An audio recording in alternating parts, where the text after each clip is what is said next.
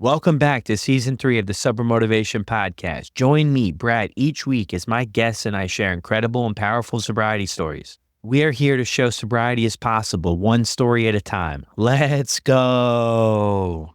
In this episode, Justin shares his compelling story of growing up amidst domestic violence, struggling with various addictions, and his journey towards sobriety. He discusses his battle with alcohol, heroin, and other substances, the impact of his actions on his personal life, and his eventual path to recovery. Justin reflects on the transformative moments that led him to seek help, the importance of support from loved ones, and the gratitude he now feels for a sober life. This inspiring story highlights the resilience of the human spirit and the possibility of change, no matter how deep the struggle. And this is Justin's story on the Sober Motivation Podcast. How's it going, everyone? Welcome back to another episode. I want to give a huge shout out to MJ from Lucid for being a new sponsor here on the podcast. If you haven't checked out the Lucid app yet, you need to. They have over 250,000 members. It's an incredible place to stay connected with others on the journey of sobriety and recovery. And they just launched this really cool marketplace, which gives you exclusive discounts to different services and offerings that would help out enhance your sobriety journey. Also, one of my favorite things is obviously the sober tracker, to see how many days you're sober, keep track of it, be inspired by it, if that's your thing. So check out Lucid today. It's a free app you can download from the App Store or the Google Play Store. I'll drop the link down in the show notes below, but be sure to get connected. They have a really cool gratitude space, and you can also get support from others if you're struggling, and if you're not, you can help out those who are. Check out Lucid today. Now let's get to this episode. Welcome back to another episode of the Sober Motivation Podcast. Today we've got Justin with us. Justin, how are you? G'day, mate. I'm great. Thank you for having me. Of course. Thanks for being willing to share your story here on the podcast. My pleasure. So what was it like for you growing up?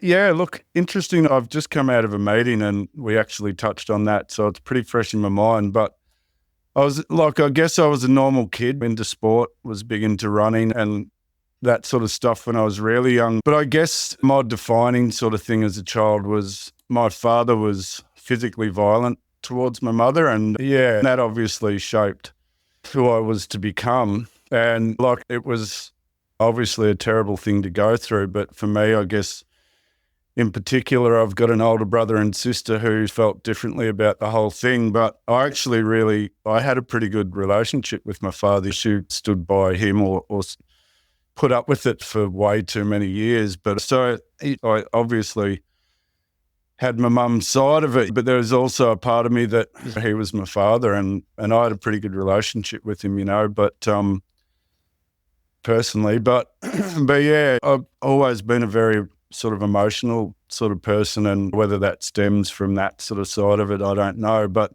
it had me questioning life and society at a very young age. I remember sitting down with my mum, and I would have been about 10 or something, and I was bawling and just asked, what's the meaning to life? Why bother, sort of thing. And so I guess in retrospect, they're probably questions a 10-year-old boy probably shouldn't want to ask. But yeah, so I guess that sort of set me off. And I was contemplating on it tonight. I was a pretty well-adjusted kid before all the other stuff came into my life. Reasonably confident, made friends and all that normal sort of stuff. But I guess that was during primary school. I don't know what your sort of schooling system's like, but primary school here is grade 1 to 6, and then you head into high school. And I guess just the weight of all the home life stuff, and I was starting to feel a little bit alone and by myself. And so when I hit high school, again, another sort of very vivid memory for me was hitting about year 8 and feeling like I was alone.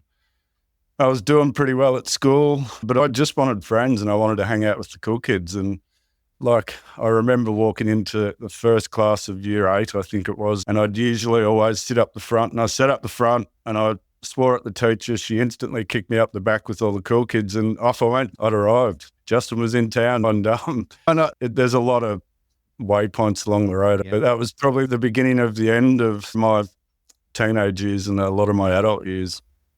Yeah, thanks for sharing that with us. If anybody can't pick up from the accent, where did you grow up at? I grew up in a little place called Braggalong, if you want to Google it, but I'm in Victoria, Australia at the moment. Yeah. So Yeah. you go into eighth grade, and I can relate to that on so many different levels of trying to find your place, right? Find your Yeah. identity and find out where we're going to fit in. It's such a tough transition, high school and all that type of stuff. And you've got Mm. these things going on at home too. How does that change things for you at eighth grade when you go to the back of the class and now you're maybe hanging out with other people that are Well, maybe going through similar things? yeah, it changed it a lot. Everything that was happening to me at home was at home, like no one knew about it. And then all of a sudden it was popular and all the cool kids all wanted to hang out with me and I was part of the group. And so I guess I've always used humor throughout my life. And I guess that was probably where I discovered I could also make people laugh. And it just felt nice I felt like I belonged somewhere. And I guess that's, yeah, I don't know if I'm jumping ahead here, but I always felt like I belonged to some extent, except for that little period at the start of high school. And then all of a sudden I belonged again and I felt part of something and I felt like I belonged here in life. And it's ironic that later on in the story, that's exactly what I was trying to replicate through alcohol and other stuff. But at that point in time, it just felt good. I had friends and I started getting girlfriends and I felt like I belonged. That was the big thing. But another thing that will probably or does come up in my story a lot is even from that sort of start, I always took things too far. And that was to do with everything, my drinking, my drug taking, which was a big part of my life as well. And even back then, as far as, because I was hanging out with the bad guys, the bad kids getting in trouble in class was cool. And I was always the one that had taken it way too far and get kicked out and ended up getting expelled at the start of year 10, so 2 years later or whatever. But because I've never known where that line was in a lot of things in my life. Yeah. So you get expelled in grade 10. So do you go back after that, or that was just for that year? Or?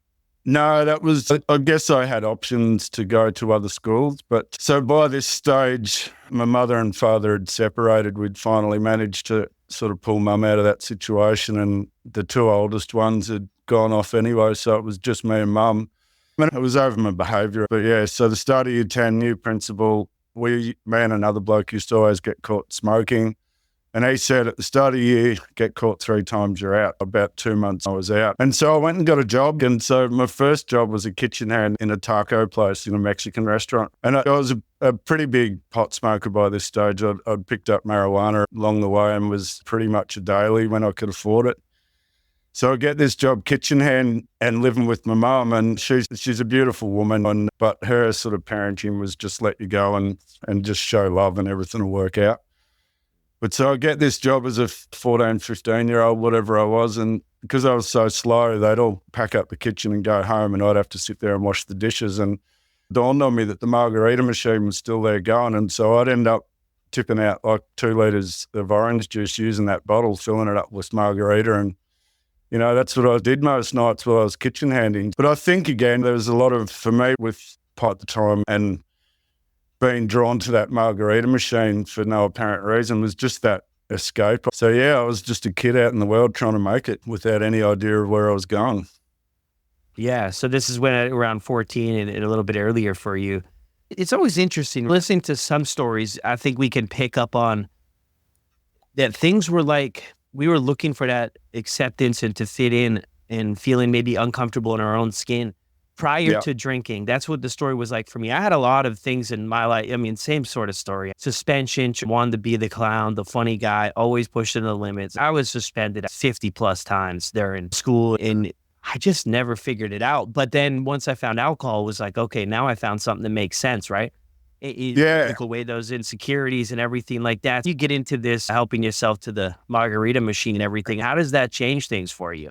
Obviously changed it a lot, but I was in a holding pattern living with mum. She didn't really care what I did. I was smoking a lot of pot and now I just added alcohol into it. I guess the biggest change for me as a person after that, or as this was all happening is, and going back to the question I asked mum as a 10-year-old, I was really disillusioned with life and society. And I'd come to the the decision that I didn't really care what happened to me in a sense. And so if I don't care what happens to me, I might as well bloody have fun. And to me, I had quite a few alcoholic addict uncles, and so drinking and that sort of thing was definitely around. And so that was how you had fun. And as a 15-year-old who was now out of school and working, I wanted to be an adult and I wanted to grow up and I wanted to take life on and have fun. And I just took that as let's just go. Whatever you can do or have or get into trouble, you might as well do it. Me, what sort of coincided at that same time is I obviously couldn't afford,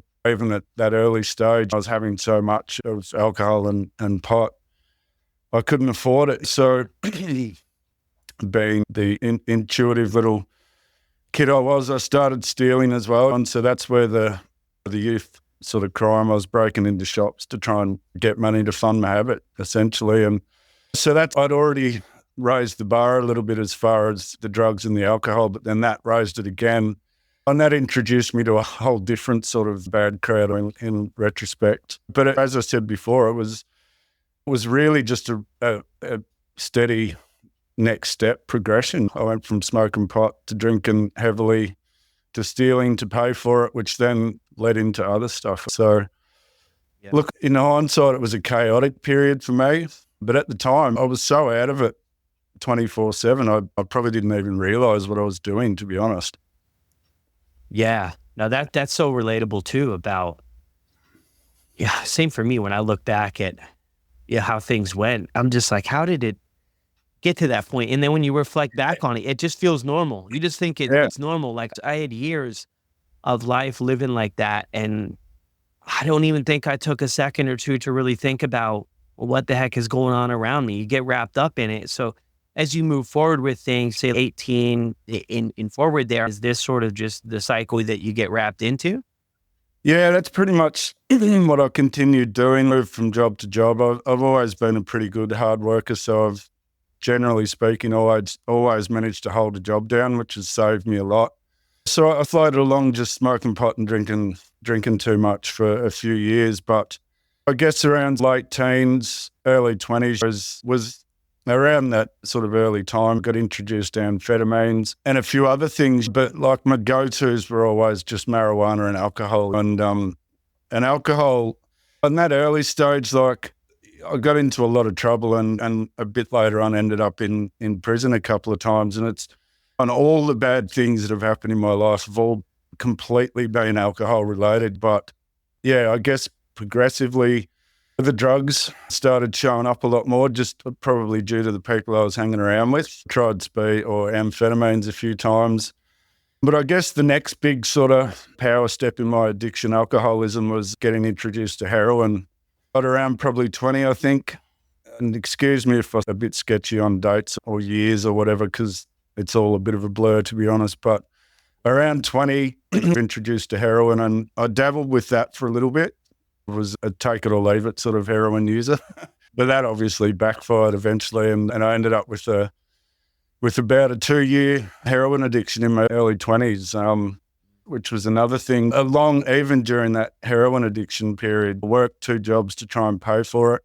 I was still smoking pot daily and I'd binge drink on the weekends. Yeah, I was having a go at whatever I could, and that's been the story in my 20s. If someone turned up with anything, I'd just say yes and how much you got. Yeah. So there's the obvious acid and mushies and all that sort of stuff along the way. But yeah, the heroin was the sort of wake-up call to, you're an adult now and you're making adult decisions. Yeah. But you said that was a 2-year thing that you went through. So you were able to quit that? Yeah. So my mother had remarried and moved to Queensland, a couple of states away. And I'd just split up with a girlfriend I had. She was going to be the one. We were together for a few years and that sort of turned south. And so I ended up living with my brother. We were still getting along back then. And yeah, so that was my heroin addiction days. And I was alone by this stage. I didn't have a lot of friends. I had drug associates. And so I was just doing it myself. And I'd got myself in massive loads of debt. And I was obviously a daily user. And he must have worded up my mum that I'm spiraling out of control. And my birthday's Boxing Day. And so I think he'd organised for them to come down for Christmas to try and sort me out. And I was already at the point of having to declare bankruptcy and lose my car and in massive loads of debt. So I was already starting to realise myself that this heroin thing's not going to work out for the best in the end. And so with mum and my stepfather coming down, I went, I've got to stop. And it's one of my, giving up heroin's obviously a positive in life, but so they came down, brought in a whole heap of family that I hadn't really seen for a while to lift my spirits and get me through this tough time. But they weren't aware of the fact that I was about to spend 7-8 days locked in my room with the withdrawal. So that's what I did. And it was tough. Like, I'm certainly not going to sit here and say it was easy, but I did it. And yeah, I sat in my room for 7 days just drinking water and with the muscle spasms and stuff. And I popped out on my birthday, said hello to everyone, filled up my water jug and went back to bed and just sweated out. And I got out of the end of that and said, geez, I'm never doing that again, which I didn't for a while, but like, it's the story of my life. So I put the heroin down. So I picked up pot and alcohol heavier. And then I threw in ecstasy for good measure and then picked up a fairly good amphetamines habit as well. So for me, that's been a really common thing with my addiction. Like for me personally, I wrap alcoholism and addiction up in the same bundle. They're all detrimental to my mental health and my well-being. I don't differentiate between them. But so I gave up the heroin and was never going to get that bad again, but I just picked up another drug, essentially. Yeah, it's so interesting too, because you hear that in quite a few stories, right? If we're doing other stuff, then we just lean on the drinking. And there's so many ways we can justify drinking, right? It's on every banner. It's what everybody does. I think it's really easy for us when we're wrapped up into it to think, hey, this can't be that bad. Let's just lean on alcohol for it. But then you hear so many times how progressive it is that maybe it doesn't start out terribly bad, but over time it picks up. If I had $1 for every time I heard just have a couple of drinks instead of the couple of bottles you drink. And I get the people that drink and normally drink, I get that they don't get what I get, but that's just not an option for me. If it was an option, I wouldn't be here. And I've tried a lot of different ways to just have a couple, but and I think it's worldwide. I don't think it's just Australia or just the Irish or whatever the people like to say, but it's just so accepted. It's just so accepted. And I hear it a lot here. They've gone to a 6-year-old's birthday party, better stop by the bottle shop. And it's just insane. Like, that's not a normal way to treat a drug.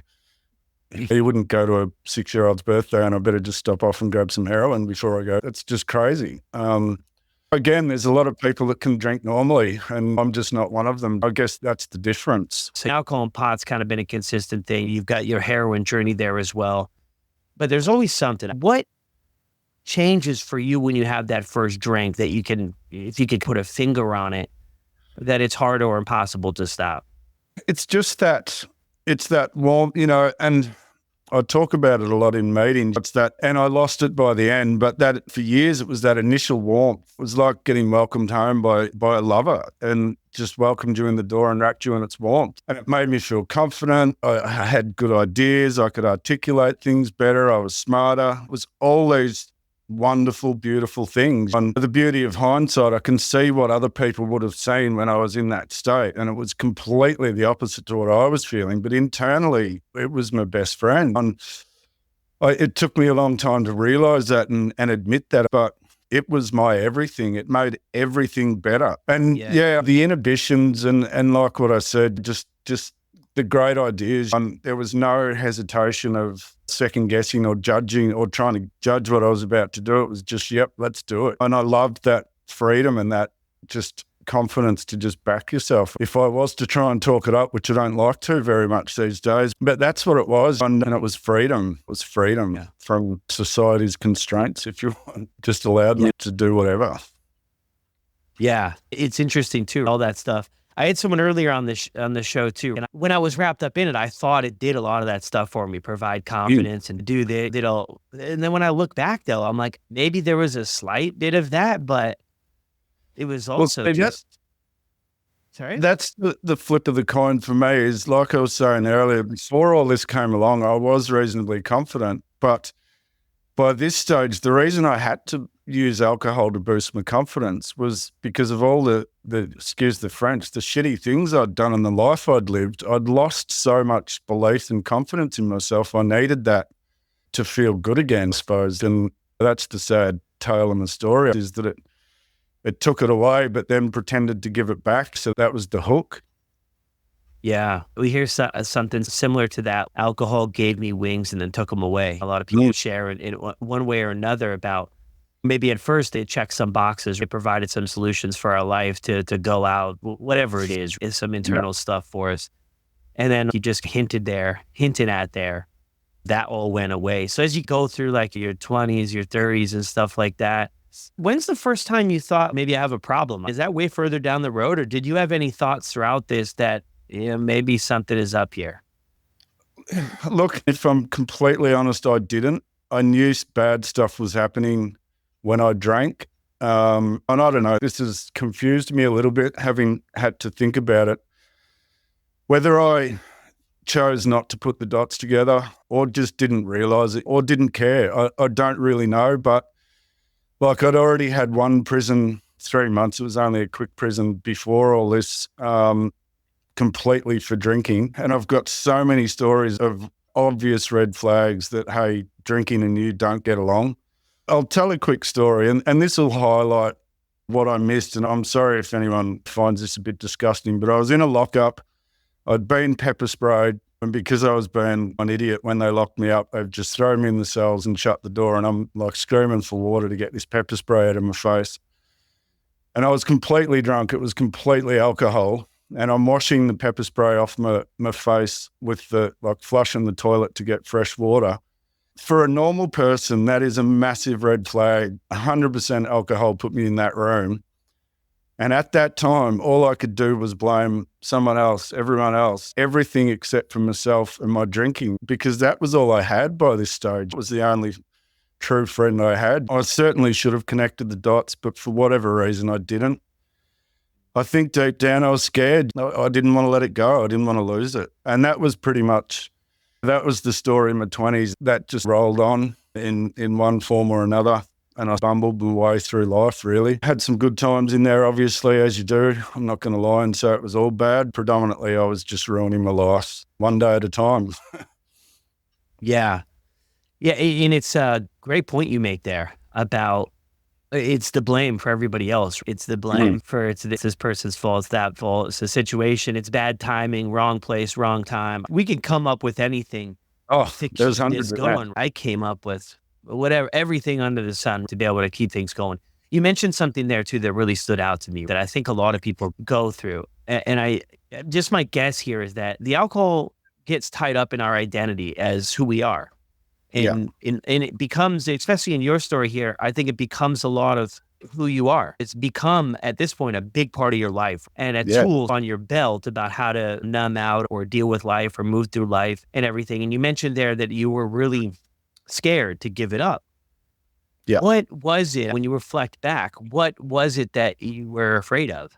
So I obviously didn't realize this at the time, but when I first jumped into AA to try and seriously have a look at my alcohol, because of, I guess, my history with heroin, amphetamines, all of the drugs and everything, like alcohol was like the last horizon. And it dawned on me that if I give that up, and this is the addict alcohol in my brain that still and will forever live there, is I'll have nothing left. I'll have no fun. How am I going to, if I give this one last thing up, I've done so well giving everything else up. This is my one last thing. It scared me. Who was I going to be? I didn't know who I was, alcohol-free. The last sober and clear-thinking Justin that I had was a 14-year-old scared boy. And so I give alcohol away, and that's what's going to come out. He's going to be in an adult's body, but I'm just going to be a kid. And this was my last thing. And it terrified me. And I don't even know whether I knew why it terrified me. It just did, because I think, as like you said, that was my identity. That was who I was.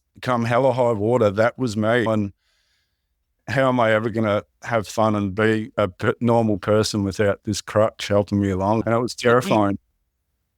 Yeah. Do you feel like in one way or sense over time, I don't know if brainwashed is the right word, but do you feel like you got convinced in a sense that alcohol was just a necessary part of life for you?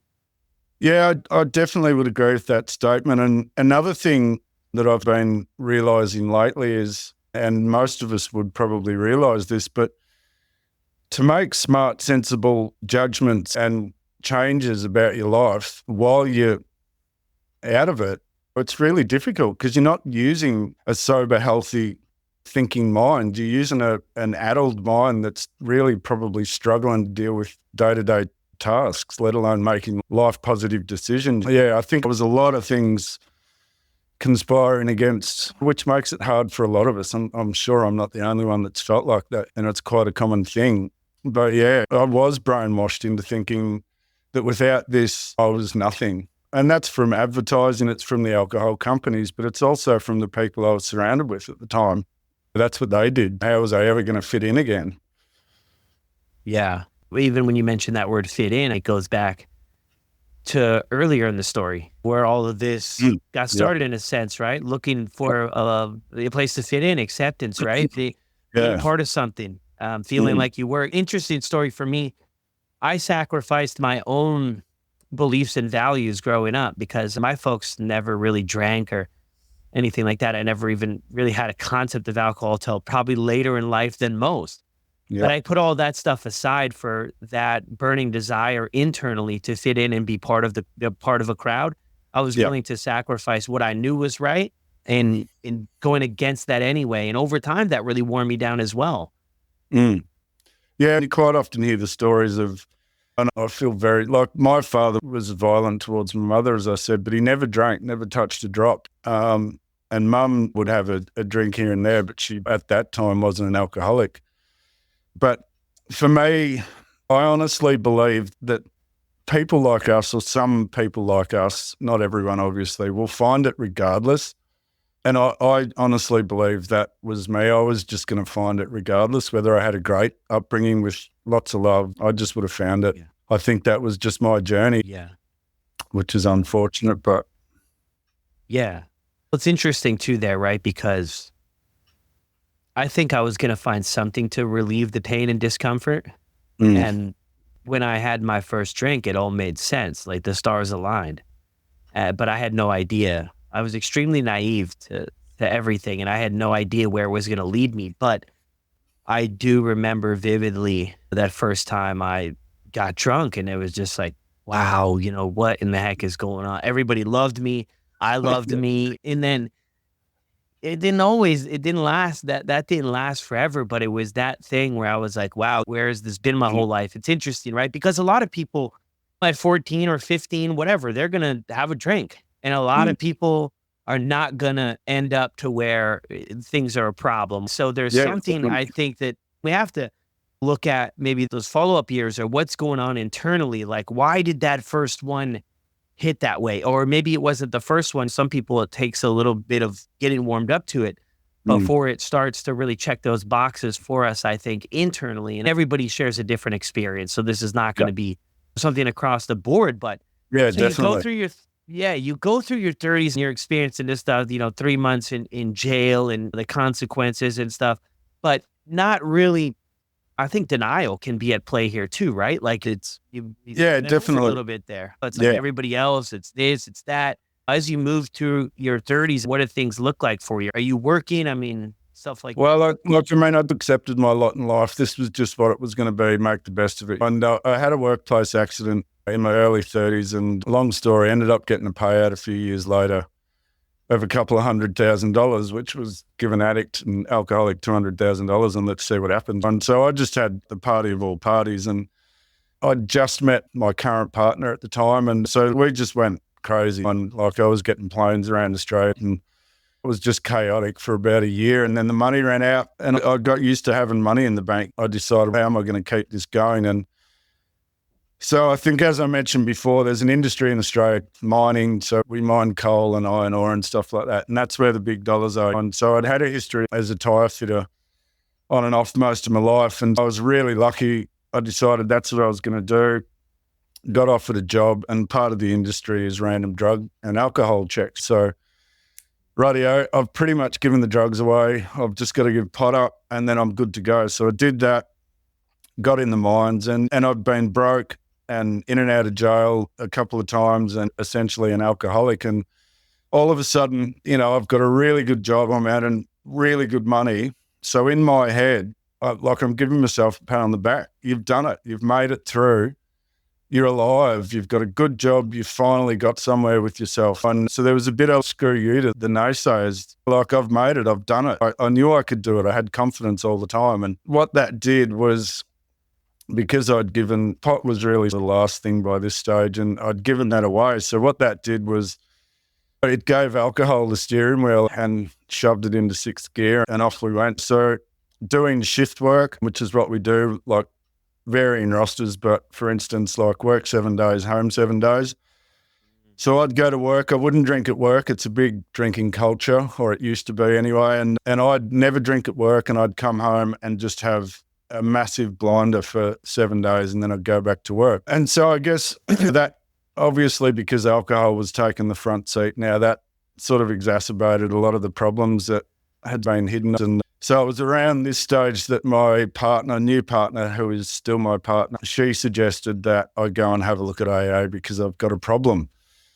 And because of everything I'd been through, I thought, geez, that's been a bit dramatic. Yeah, things don't go my way all the time, but I'm not in my bedroom using heroin. But I did it. I went to AA and I did take it as serious as I could at the time, but I certainly wasn't planning on quitting. I thought AA'd teach me a normal way to drink, and I'd run off into the sunset happily ever after, which obviously didn't happen. But yes, a fairy tale ending. A fairy tale ending. I figured they all had magic wands and everything would be fine. Yeah, you hear that a lot. I think most of us go through a time or a cycle where we try to make it all work. We try all the different strategies. We switch up the drinks, the times, eating before, eating after, change the people we hang out with, budget this much, only buy that much, just to all life-consuming stuff. So you get a payout here too, back to that. Yeah. And then after a year or two, you fly through that with the party. And then you get this other opportunity, which, I mean, for somebody in your situation, this is a home run. This is a home run too, with where you're at, get this opportunity, and also a home run in the sense of 7 days on, 7 days off. So did they check for drugs, but they would just randomly check you for alcohol, or you could drink on your days off? That was cool, just not while you were there?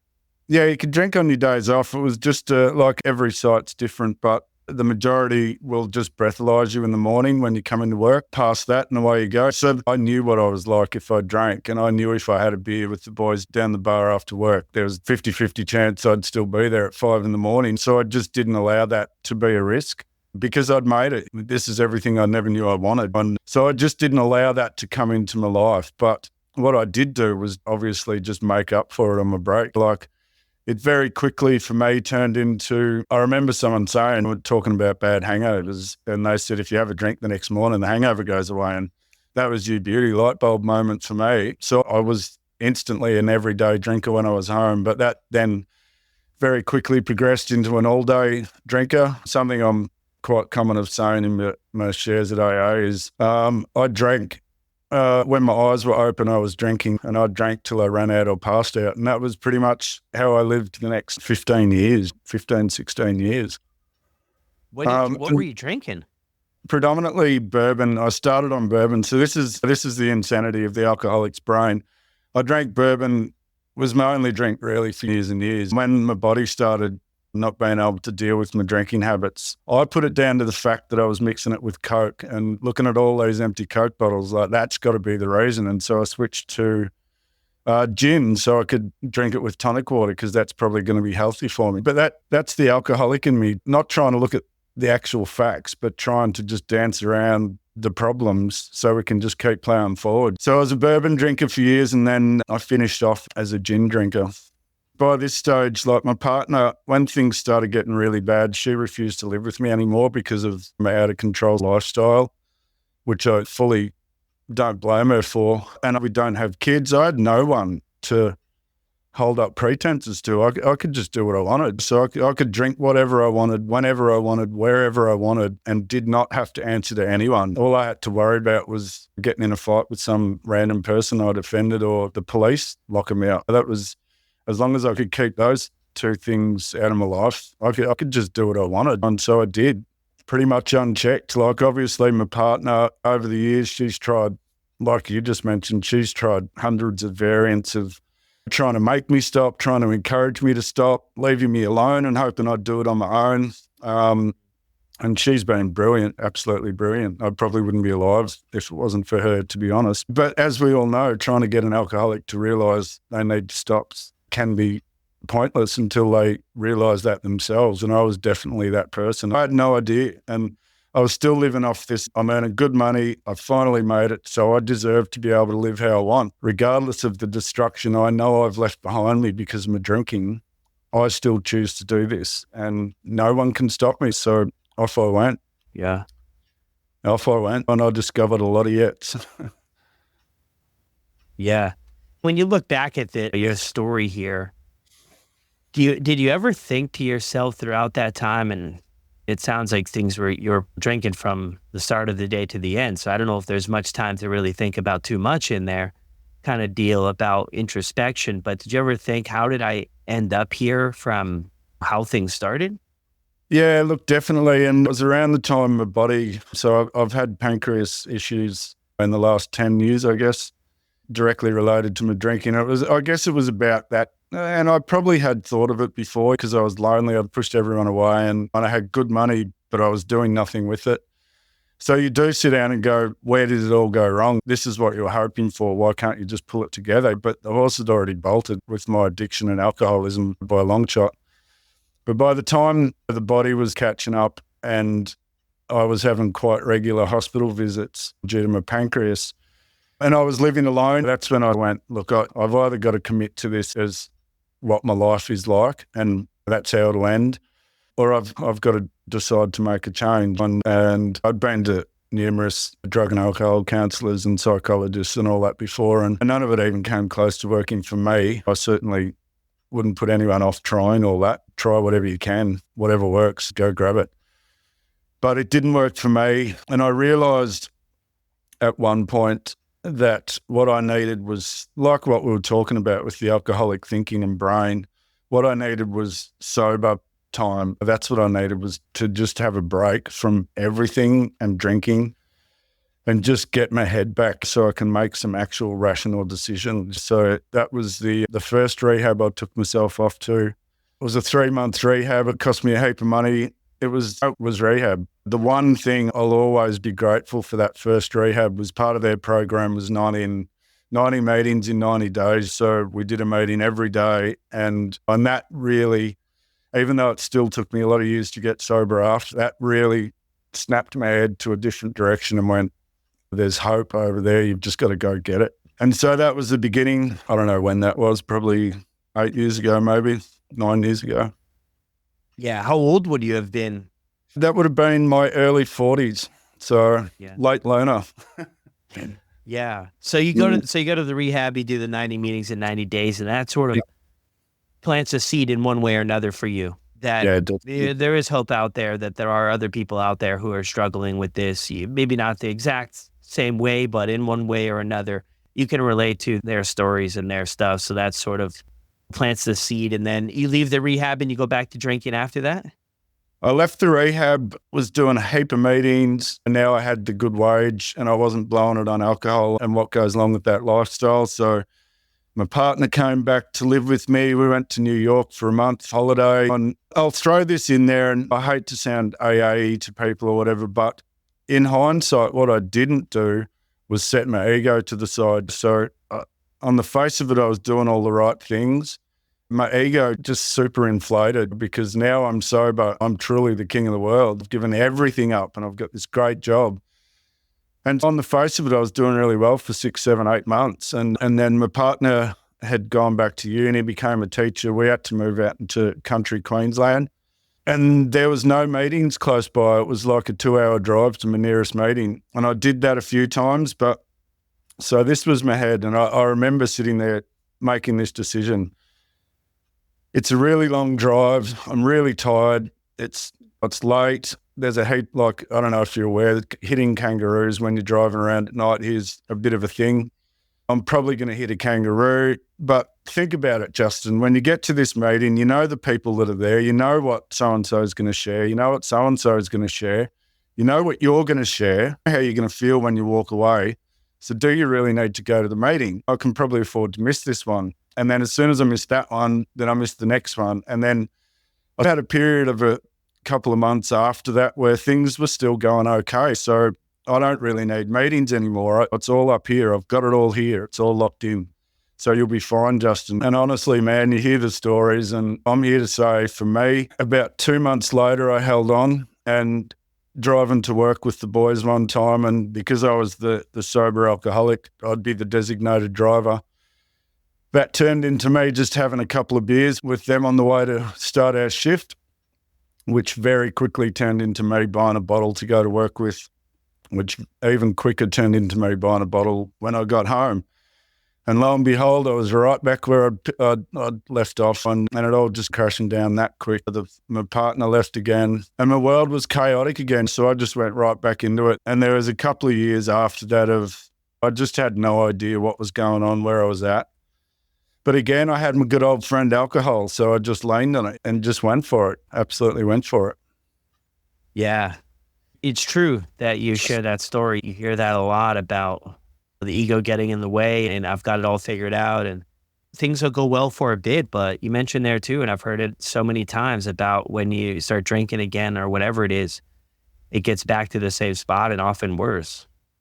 Yeah, for me, it was worse. I very quickly, a week after I'd picked up a drink, I was driving back to work, and I was physically incapable of driving a vehicle, let alone putting aside the fact that I was probably still over the limit from the night before. I just physically wasn't able. So I had to stop into a hotel halfway and check myself into a motel for 3 days just so I could physically be okay to drive. And it was just hectic and sick and terrible. And yeah, you hear the old story. It's in the background doing push-ups. And that was definitely the case for me. It came back, and it came back hard, and my head was spinning. I didn't know how this had happened. I didn't know what I was going to do now. And so I just kept drinking. Yeah. Why not get back to a meeting?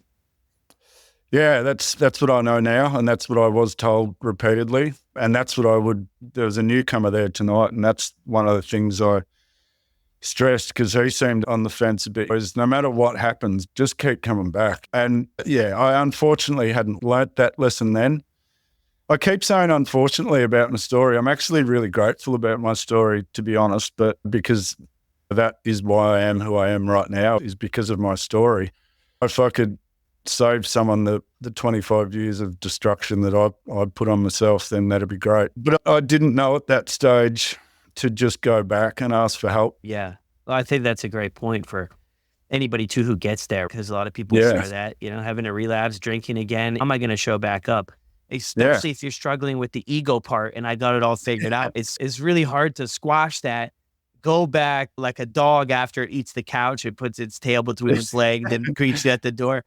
It's a really tough thing to do, but it's so important. So when do you turn this around? When do you get sober, and what do things look like for you early on and moving forward from there? Yeah, it obviously got worse before it got better, and I won't bore you with those stories. We all know what they're like in some degree.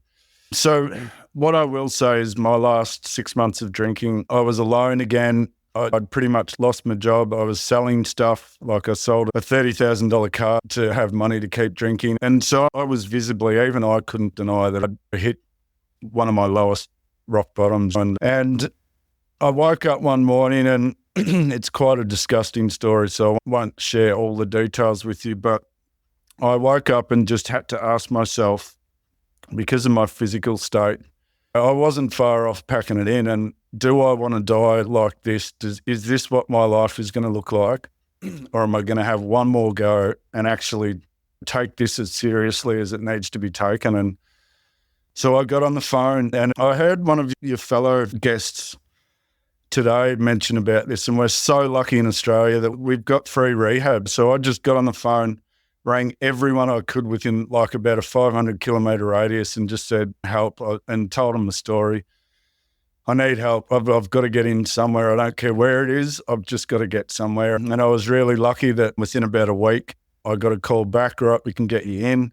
I obviously had to do a medically supervised detox, which again, there's a public hospital where I was at the time that had a 5-bed wing that specialised in medical detoxes, and they got me in. They detoxed me properly and safely, and off I went to this free public rehab that was just down the road, as it turns out. And again, it was different in my first rehab that I was defeated by this point, man. I was absolutely defeated. And that's been the savior for me this time is I had to walk in there with the white flag held as high as I could and say, I need help and I don't know what to do. Can you help me? You know, and so that's what I did.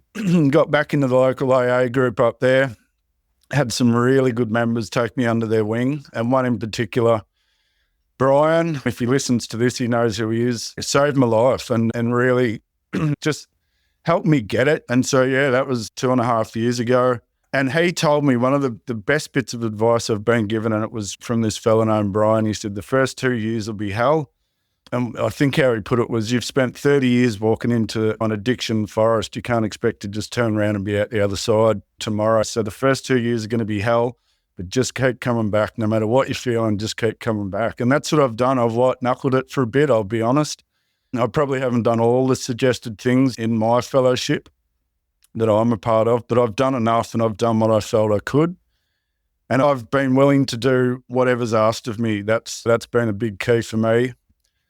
And look, life's great. Life's hard. I still have moments of wondering what the hell am I doing and why is this all worth it? And I have those moments. We're all just human after all, and life will be life. But holy Jesus, if I could go back and slap that young Justin around the head at 20 years old and just make him realise how bloody good life can be. I love my life at the moment. I love it. We've just got back from a month in Italy. I know that has similarities to my first sober time, but it was different. It's different this time because I'm hopeless. I'm a hopeless alcoholic and I know that and admit that. And it's different. I'm only safe today. I know that it will always be there for me. Waiting, doing push-ups in the background, man. But life's good. Life is great. Yeah, thanks for sharing that too. In 2.5 years, incredible. So you plug back in, you mentioned their willingness as well. Being willing to do things, maybe a little bit differently than it was the first time around. Stay connected, plug in, and feeling that joy. It's also interesting too, right? Because you go back in your story and give that younger Justin a shake, right? Come on, he wouldn't have listened. He wouldn't have listened. And it's so strange, but I think one of the most beautiful things about sobriety in a sense and why we feel so much gratitude on a deeper level than we ever have before is because we know what it's like on the other side and we went through those painful, confusing moments in our life. So when we find a way out, it's, oh my gosh, I don't have to live like that anymore. This is incredible.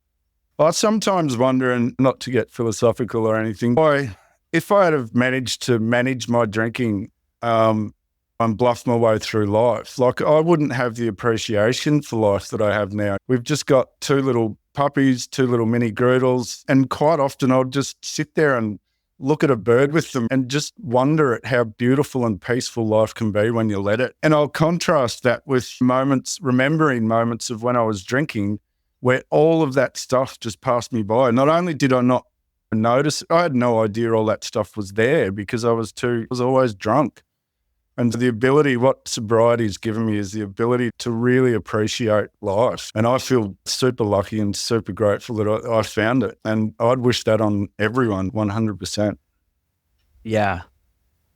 Interesting there too with what if we were able to just keep it going and maybe keep it between the lines a little bit or the best we could. Yeah, it's scary. Yeah, it's still that I think we still would have missed out on the beauty of this whole thing, right? Like you can't see it when you're drinking. That's the problem is we think that drinking alcohol connects us and you go to the concert, or you go to the sporting event and we think that it enhances situations. But what we realize on this side is that it really just strips any ability to feel joy in any situation without alcohol. And then over time, maybe the first time we drank, we felt the joy and excitement and everything for 3 hours. And then 5 years later, we feel it for 2. And then another year later, we feel it for 1. And then a lot of people share they enjoyed it maybe for the first 20 minutes. You asked me earlier on, what was it at the start that I liked about alcohol so much? And the answer I gave, but I can honestly, hand on heart, say the last 10 years of my drinking, I didn't enjoy a single part of it. I just couldn't stop. I just didn't know anything else. But I certainly was not enjoying any of it. There was no And that was the thing. The first drink wasn't that warm, comforting home feeling. It was, oh God, I hope this stops the sick. I hope this stops the sickness and the sweats and the shakes, and it did. And so that cycle just kept going and going. Yeah. So are you still with your partner then? Yeah, I am, thankfully. Yeah. She's an amazing woman. She's an amazing woman. She should have left me 100 years ago. And that's something, sometimes us alcoholics need to realize, like I've questioned myself and her as to why she stuck around. And her beautiful quote that I remember her saying this very clearly was, you were like Jekyll and Hyde. You were the drunk Justin and then the sober Justin. It was just lucky for you I could see what that sober Justin was like. And I stuck around for him, but I hate drunk Justin. And I'm still coming to terms with accepting that in myself, because I still see myself as the drunk addict that would steal, lie and cheat. But I think a lot of us alcoholics, maybe, I shouldn't speak for other people, but I think that's a very common thing, is we don't see the beauty in ourselves that alcohol strips away from us, but other people do. And thank my God that she saw it in me, because, we're doing pretty well now. It's great. I love her with all my heart, and I'm super glad that she stuck around. Yeah, it's true. So many people, other people can see in us what we can't see in ourselves. And that's a lot of the thing you hear too, especially in AA, or at least I did when I went, is that we'll love you until you learn to love yourself. We can, we can support you. What do you learn in 2.5 years, heading towards wrapping up here, about yourself? Because I think it goes so deep. It goes so deep in the sense that there's more to this than alcohol.